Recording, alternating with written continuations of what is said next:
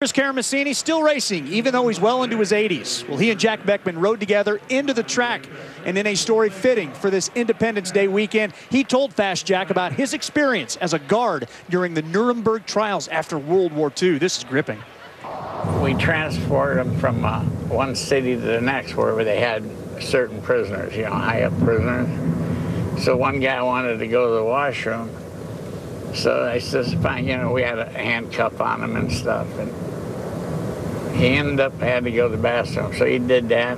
I let him loose, and he jumped out of the train. We were in a train going to Nuremberg. Oh, he jumped out of the train? Yeah, and got away on me. But before that, and I didn't know this, you got shot and didn't tell anybody you got shot so you could still stay in. Yeah, a sniper shot me. In other words, it bounced off the pavement, went through my leg, my lower leg.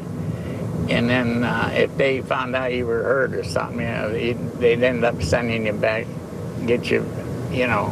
So I ended up taking care of that problem.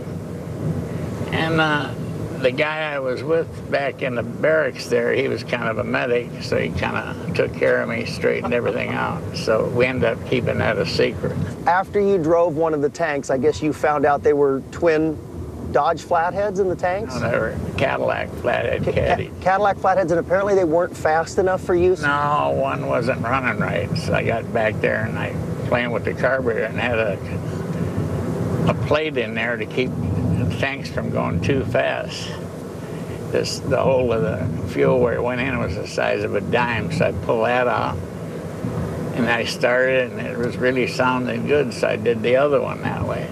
They had a bunch of roads where the tank, a 2.5 truck could ride down the asphalt, and we were in the kind of the dirt area. And them trucks probably run about 50 miles an hour, and I had this tank running where we could actually beat them. I had no idea you got shot, no idea you drove a tank. Well, I'll show you my wound. I hope it's a lower leg wound, not an upper leg wound. You'll see where it went in and went out. It left a hole that big when it went out. Wow. Cranking up tanks despite getting shot. Karamesines, Mike, actually enlisted in the Army when he was 15. Do the math. Makes him probably 84.